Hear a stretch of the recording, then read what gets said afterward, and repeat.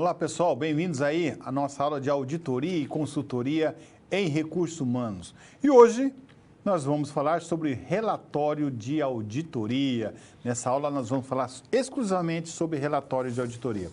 E o relatório de auditoria é algo que é difícil você encontrar um relatório de auditoria em sistemas, o que alguém possa fornecer. Então, eu coloquei na nossa aula de hoje alguns tópicos de relatório de auditoria. Então, a nossa aula vai ser um pouco mais apresentando o relatório, talvez um pouco a apresentação disso vai ficar um pouco complicado, porque são textos, relatório é texto, não é desenho, não é figuras, mas ele vai dar toda a condição de você contribuir, você aumentar esse relatório, buscar exemplos desse relatório e continuar elaborando esse relatório. Qual que é o interessante? Você, diante de um checklist muito bem elaborado, você pode concluir, realizar a sua auditoria e já colocar nesse relatório de auditoria. E eu vou dar exemplos aqui, como você identifica as situações, evidencia e coloca isso dentro de um relatório, tá certo? Para isso, então, dentro da contextualização, o relatório da auditoria, ela constitui uma poderosa ferramenta trazendo informações relevantes, beneficiando todos os interessados na empresa. Fator predominante na tomada de decisão. Concordam comigo? Você concorda? Olha, é um fator predominante para a tomada de decisão. O relatório da auditoria é onde estão lá os fatos, dados e a comprovação de que há um problema ou se não há um problema. Ali está a constatação. Se não tiver nenhum problema, vamos bater palma e parabéns. Mas se tiver um problema, vamos bater palma da mesma forma e vamos solucionar esse problema, tá certo? E para isso, então, nós temos algumas informações pertinentes nessa aula de hoje. O que nós temos? Relatório de auditoria. Vamos lá? Conteúdo desse relatório. O que nós temos dentro desse conteúdo de relatório? Ele deve conter o objetivo da auditoria. Então, aqui começa a ser destrinchado. Se você está sendo contratado, se você é um profissional de RH, se você é um profissional da empresa e alguém está comunicando que você poderá fazer uma auditoria, você é um auditor, então, qual é o objetivo da auditoria? Qual que é o objetivo dela? As siglas utilizadas na auditoria, no caso do relatório, precisa conter ali. Então, normalmente, na auditoria de recursos humanos, exclusivo de RH, existem muitas siglas. Então, de fato, no início do relatório, você tem que colocar todas as siglas lá que você vai utilizar. Você vai fazer uma auditoria por amostragem. Se a empresa for pequena, você pode até fazer um a um, né? Quero fazer dos 30 funcionários que estão lá. Mas, se não, vamos fazer por amostragem. Não tem problema.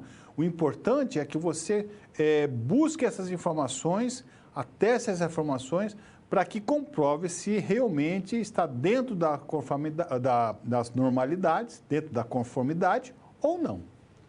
E aí, então, seleção de documentos. Quais são os documentos que você vai utilizar? O que vai determinar a seleção dos documentos é o objetivo da auditoria, tá bom? E aqui o relatório em si, ele sendo realizado. Então, nós temos auditorias e o relatório é o documento mais importante da auditoria, é o relatório. Para esse relatório, então, o que nós temos? Nós temos, então, que apresentar da seguinte forma. Objetivo da auditoria deve constar qual o objetivo da auditoria, os seus principais pontos críticos a serem observados. Então, se você está recebendo isso de uma empresa, você é um auditor independente, isso aqui vai estar muito bem elencado.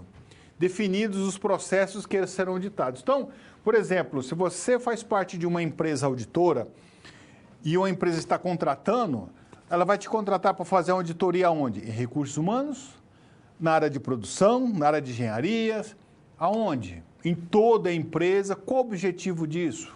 É preciso, então, estar muito bem entendido qual o objetivo da auditoria. E depois, então, as siglas utilizadas. Nós falamos lá das siglas, então, as siglas utilizadas. Primeiramente, todas as siglas utilizadas no relatório deverão constar nesse bloco do relatório, que é no início. Por exemplo, CAGED, Cadastro Geral de Empregados, CIPA, Comissão Interna de Prevenção de Acidentes, CLT, Carteira de Trabalho, o DSR, Descanso Semanal Remunerado. Então, essas informações quanto às siglas, e tem algumas dezenas de siglas, todas elas que você vai utilizar, você colocar no início do nosso relatório. Por quê? Quem vai ler esse relatório não é alguém que entenda de recursos humanos, alguém que é expert em RH. Você vai pegar um gerente, um diretor, eles não conhecem as informações. Então, a sigla é importante você ter ela, toda ela, no início dos trabalhos, no início do relatório da auditoria, certo? Também, como forma e de que forma você vai fazer as suas amostragens, né? O auditor pode selecionar uma amostra, auditar e aferir seus resultados de forma a aprovar ou reprovar. Então, por exemplo, o auditor pode determinar uma amostra lá de 10%, 15%. Ele aprova, de repente ele avaliou aqueles 10% ou 10 funcionários, né, conforme ele for determinado. Se tiver problemas, ele vai então reprovar e abrir, de certa forma, uma nova situação. Nesse caso, pode-se ampliar a amostra. Então, se ele perceber problemas, ele pode ampliar essa amostra para confirmar o problema ou não. Então, isso faz todo sentido. Eu posso pegar uma amostra, dentro dessa amostra, buscar todas as informações necessárias. Olha, não encontrei nada, mas eu estou desconfiado. Eu posso pegar, então, dobrar a minha amostra, olhar novamente, avaliar ponto a ponto, de acordo com o checklist, e eu não encontrei nada. Então, ou seja, realmente o sistema está excelente, não tem nenhum problema, está de parabéns. Dentro da amostra, ele se saiu perfeitamente. Isso não quer dizer que não tem erro. Pode ter erro, mas a amostra me determinou que não houve erro. Por isso que a amostra é importante. Dentro da amostra, quais funcionários você buscou as amostras, quais registros você anotou.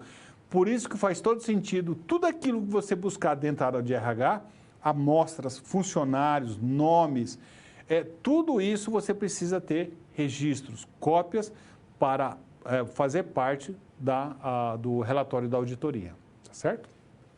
Outra situação, então, é a seleção de documentos. O auditor deverá selecionar um determinado mês, então ele pode pegar um determinado mês, alternando ou não, conforme definido na amostragem. Então, você vai definir isso na amostragem. Olha, eu vou pegar os meses pares, eu posso pegar 3 meses, depois pulo 2 meses, pego mais 2, você que determina. E aplicar procedimentos da auditoria. Ele deverá ter em mãos a folha analítica de pagamento e solicitar as pastas de funcionários em diversas situações. Por exemplo, eu posso querer e solicitar na auditoria os contratados recentemente. Então, veja bem, eu estou trabalhando com 10 funcionários, com pasta de 10 funcionários, mas esses 10 funcionários pego aleatoriamente, foram admitidos há um certo tempo atrás. Mas agora eu quero 10 funcionários, os últimos funcionários admitidos para essa empresa. É uma questão que o auditor vai determinar. Veja, essa é uma prerrogativa do auditor. Ele vai determinar o que ele quer. Então, essa é uma prerrogativa do auditor. Você pode buscar essas informações, tá? Outra situação que nós podemos ver: quais foram os promovidos ou transferidos no último ano, nos últimos 2 anos, ou os últimos 10 transferidos? percebem salário família, eu quero ali 20 pessoas, 20 funcionários que percebem salário família, eu quero funcionários que trabalham 6 ou 8 horas. Então, eu quero, por exemplo, eu estou olhando funcionários que trabalham 8 horas. Ah, então, para aí. Eu quero, então, os funcionários que trabalham 6 horas também. E entre outras informações que você possa necessitar. Isso aqui, pessoal, é você que vai determinar, é a necessidade do auditor. Então, o auditor, nesse momento, você tem o poder da mão. O poder de solicitar essas informações e quem está te atendendo, no caso na área de RH, precisa colocar todas essas informações, apresentar todas essas informações, pastas, abrir sistemas que você vai buscar essas informações, tá certo? Não pode ser negado nenhuma informação para o auditor. A partir da hora que é negado alguma informação ao auditor, ele passa a colocar em risco, e pode dizer que a auditoria pode estar em risco, a empresa pode estar em risco em função de algo que não foi demonstrado na auditoria. Percebe? Por exemplo, pode acontecer de alguém for transferido de um local para outro, sem a determinada, não tendo qualificação, houve alguma coisa, e aí não estão querendo abrir para o auditor.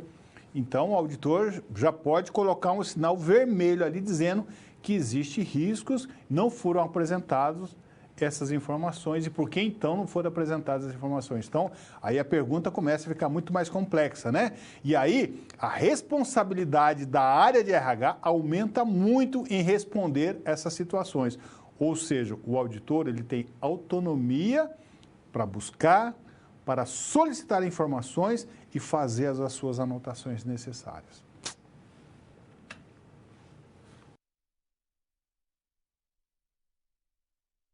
Então, agora, nós vamos, de fato, ver como que é um relatório de auditoria.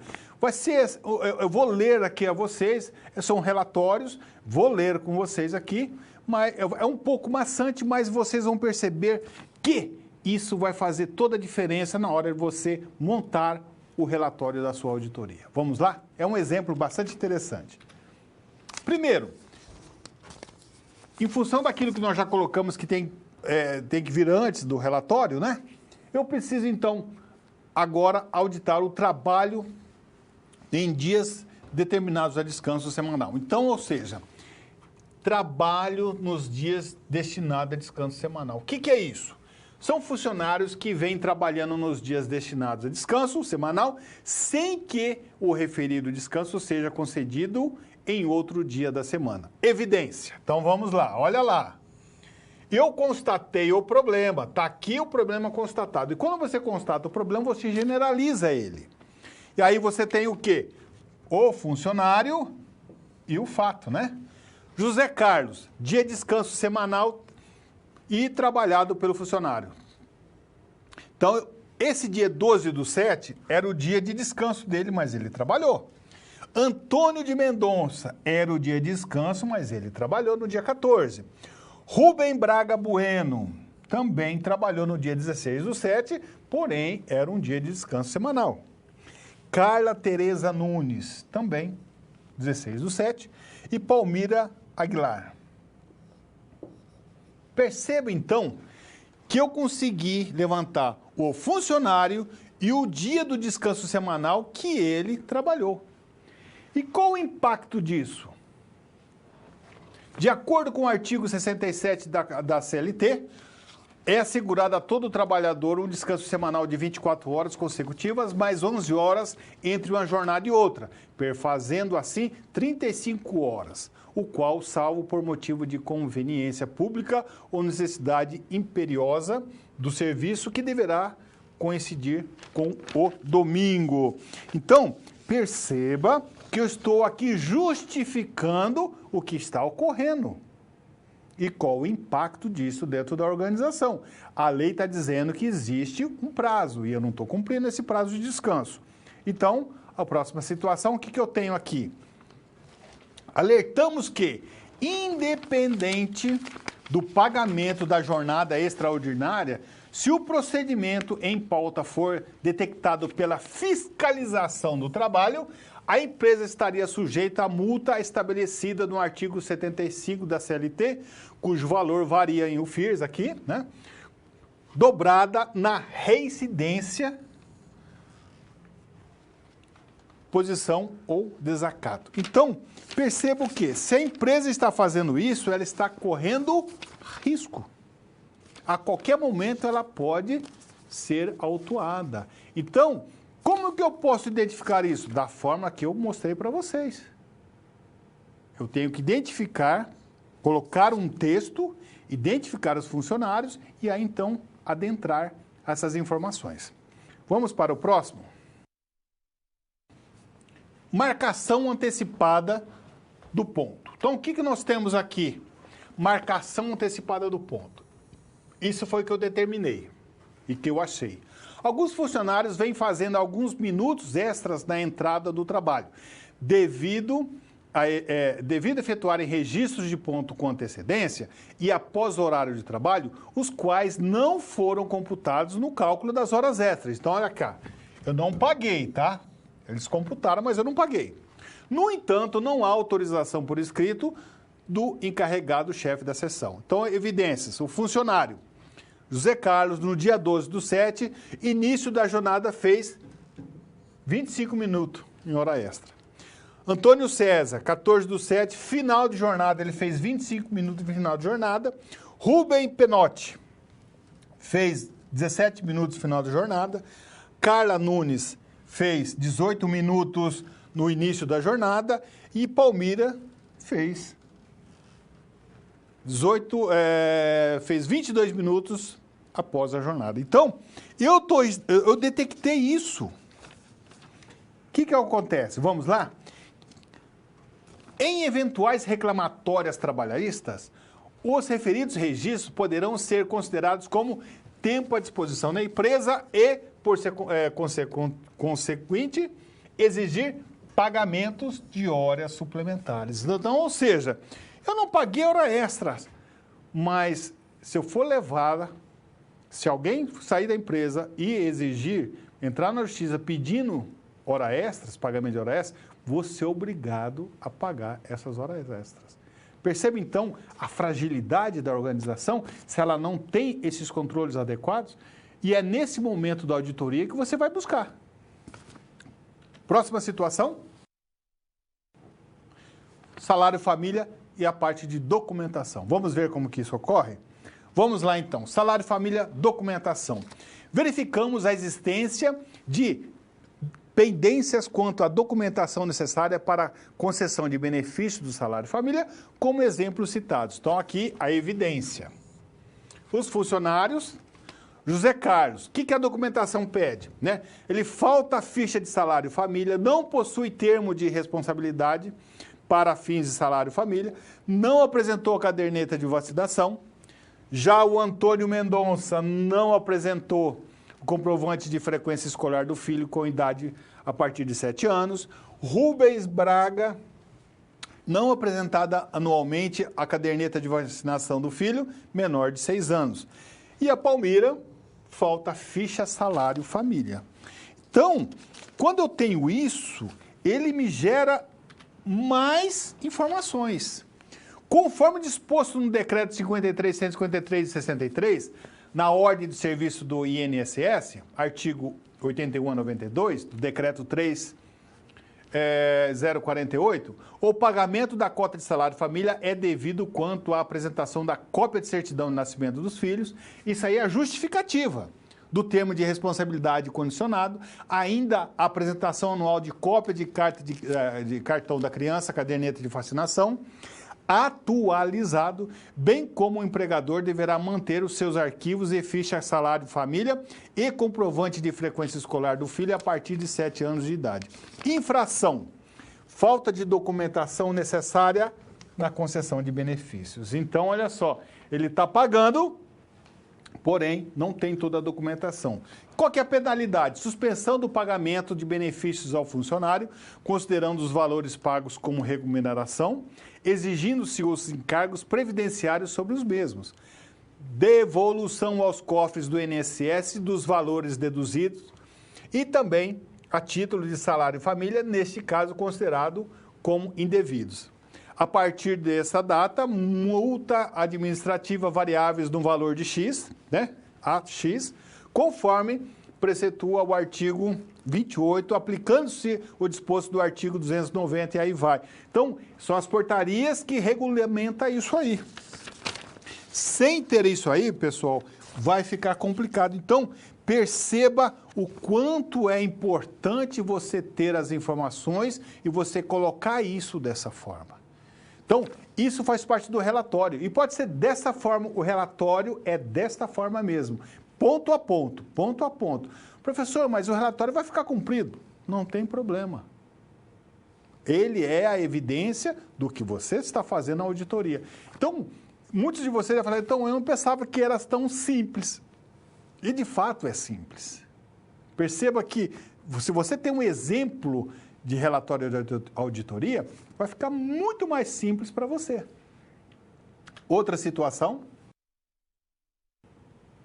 a prorrogação da jornada de trabalho. Vamos ver então como isso se dá? Vendedores, cláusulas de prorrogação da jornada de trabalho e contrato de trabalho. O que está acontecendo? Então vamos ver o que na auditoria o auditor pegou. Observamos que no contrato de trabalho de vendedores, os quais não estão sujeitos ao cumprimento da jornada de trabalho de forma do artigo 62 da CLT, que consta a cláusula de prorrogação de jornada de trabalho, né? Então, ou seja, o vendedor, ele não cumpre a jornada de trabalho em função do artigo 62 da CLT, tá? Alertamos que o referido dispositivo contratual deverá ser utilizado em eventual reclamatórias trabalhistas como prova em favor do funcionário, sob a alegação de que o mesmo estaria sujeito a cumprimento de horário. Então, ou seja, no contrato de trabalho, os quais não estão sujeitos ao cumprimento, e isso está acontecendo. Recomendamos que a referida cláusula seja eliminada dos contratos de trabalho dos vendedores, evitando desta forma passíveis questionamentos. Concordam comigo? Se ele não está passivo a esse artigo, então eu preciso tirar, eliminar do contrato de trabalho dele. Caso contrário, ele vai ter, todo o momento que ele está fora da empresa, ele está trabalhando, é hora extra. Então, se ele não obedece às horas, eu preciso, então, ajustar isso aí. Caso contrário, vou ter prejuízo e, de fato, a infração, falta de pagamento dos salários das horas extras, penalidade, multa de 160 mil FIRs e por empregado prejudicado e reivindicação do valor em reclamatórias trabalhistas.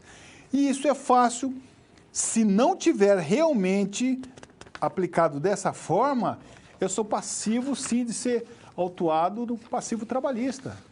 O funcionário... E você sabe que a rotatividade de vendedores é altíssima. Então, ou seja, ou eu me ajusto, arrumo isso aqui, o meu passivo trabalhista vai me complicar. Então, qual é o risco dessa empresa? Altíssimo. Eu estou olhando e avaliando e percebendo que existem falhas na gestão de RH. E eu estou determinando o quê? Avaliando, naquilo que eu estou olhando, eu estou montando o relatório e dizendo, não, existem falhas aqui, e o meu relatório é feito por amostragem. Ou seja, tem mais problemas, o rombo é muito maior, mas como eu estou fazendo por amostragem, ou seja, nós temos que parar e arrumar isso de imediato. Outra situação que a gente poderia colocar... Equiparação salarial, né? Vamos lá? O que nós temos, então, em equiparação salarial? Foi evidenciado alguns casos a funcionários exercendo a mesma função na empresa, porém com salários diferentes, como demonstrado abaixo. Aí aqui é a evidência. Eu preciso da evidência. Se eu não tenho a evidência, eu não posso nem cogitar isso aqui. Então, por isso que eu preciso dar a evidência. Como que eu vou chegar e dizer assim, olha, estão com um problema de equiparação salarial. Tá, quais funcionários? Qual área? Ah, então, eu acho que tem, parece que eu vi. Não, se parece, não existe parece, eu acho, Na auditoria não existe acho, não. É ou não é. Se é, cadê as evidências? Fatos.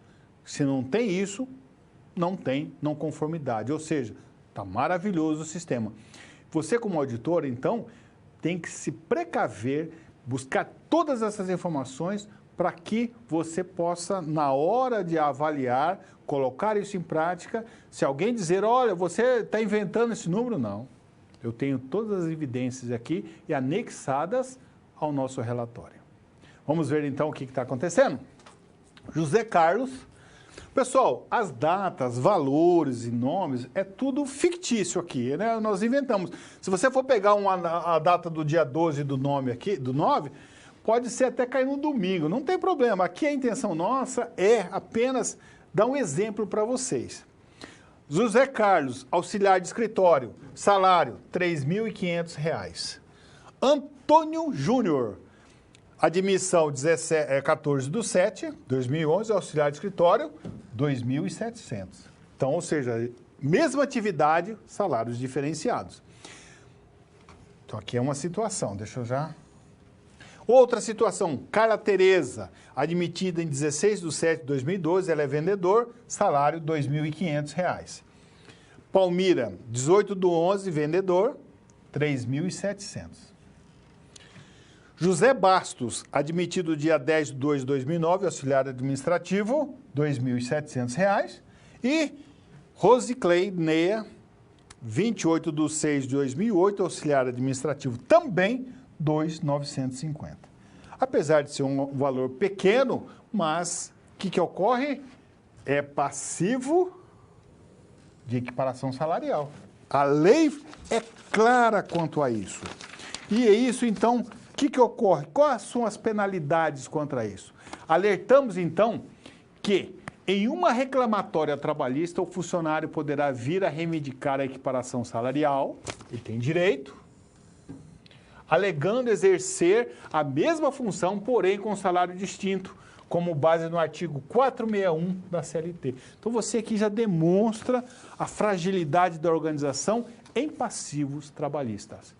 Ou seja, ele está pagando funcionários a mais ou a menos? Não sei. Se ele está pagando, se determinou que para um ele vai pagar 3, o outro ele vai pagar 2, tudo bem. O problema é os passivos trabalhistas. Se alguém fosse demitido e ele vai entrar na justiça, ele vai solicitar ali e ele vai ganhar. Então, são situações que você tem que avaliar e demonstrar para a organização a fragilidade e o risco que ela está correndo quando olhando dessa forma. Perceba a importância da auditoria em recursos humanos. Pessoal, por incrível que pareça, quando os sistemas de RH ele é integrado, ele é automatizado, base de dados, existe menor riscos disso acontecer. Mas quando nós temos algo que é feito manualmente, muito mais simples, o risco é bem maior. E outra coisa, e às vezes vem lá para o gerente, olha, eu estou com uma pessoa aqui sobrando, preciso mandar para tal área, e aí, põe para trabalhar com o ciclano. E aí o que acontece? O gestor de RH tem que olhar isso, juntamente com o gerente da área. Porque o gerente de RH, ele vai lá, coloca a pessoa para trabalhar em tal lugar, o que ocorre? Passivo trabalhista. E aí, quem vai responder por isso? A empresa. Então, o gerente de RH precisa estar muito assim, avaliando essas informações para poder orientar o gerente a não fazer esse tipo de mudança. Não fazer esse tipo de mudança de atividade, de função, sem uma avaliação prévia. E é por isso que você precisa ter as funções, os cargos, a complexidade das funções e a complexidade dos cargos. Por quê? Porque o funcionário precisa estar muito preparado para assumir desafios e os salários condizentes com aqueles desafios. Mas não colocar as mesmas atividades com salários diferentes só para poder tampar um buraco ou reutilizar uma pessoa. Não posso, dessa forma, utilizar pessoas, porque senão você vai estar ocasionando o quê? uma equiparação salarial, um risco de equiparação salarial. Isso é muito importante e cabe aí ao gerente da área olhar, avaliar, cabe ao gerente de RH estar muito bem informado para fazer com que isso não ocorra, tá bom?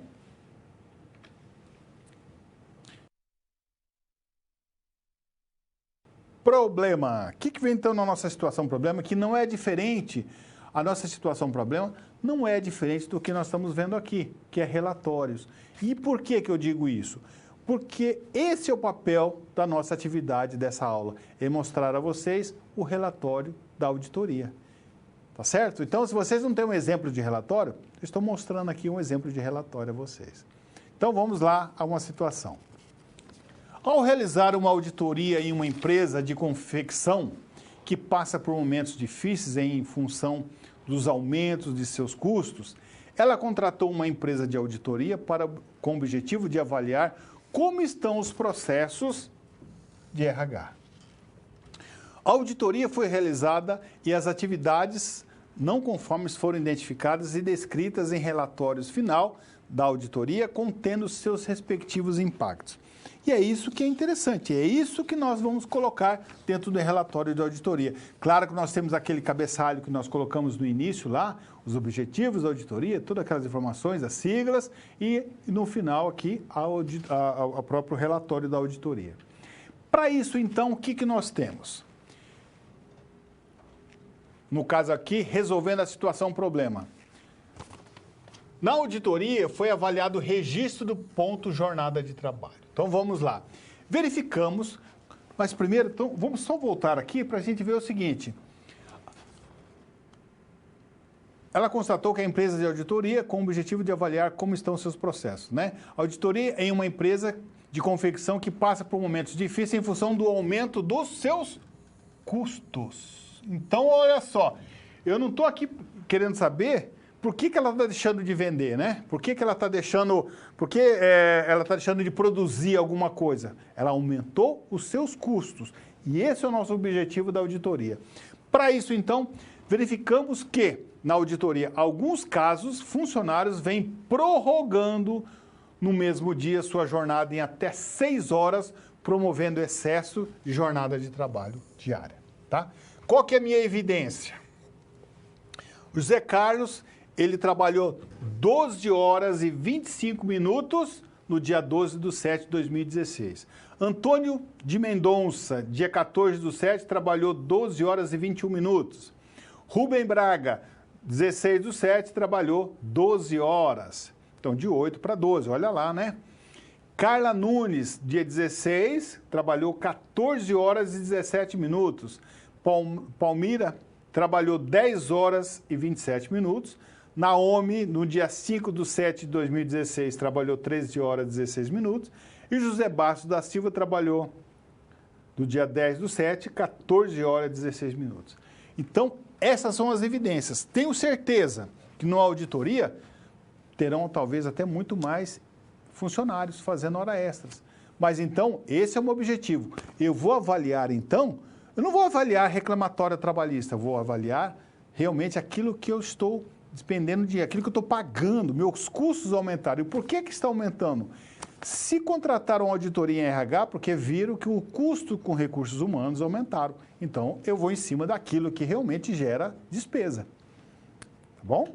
Então, a nossa justificativa. De acordo com o artigo 59 da CLT, a jornada de trabalho somente poderá ser acrescida de horas suplementares em número não excedente a 2 horas, tá?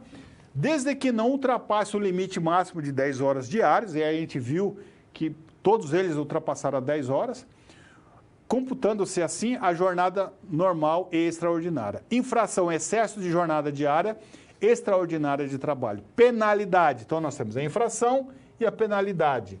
Multa de 37,82 o FIRS, a 3.782 o FIRS, dobrando na reincidência oposição, posição ou desacato. Então, olha só, você pode alterar os valores, você fala, esses valores aqui não é praticado dessa forma. Não tem problema, você pode alterar. Isso aqui vai mudar constantemente, tá bom?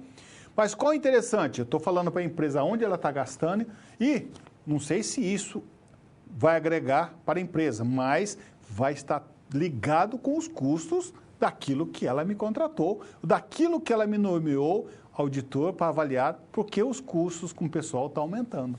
Eu já estou ali matando a charada, não é isso?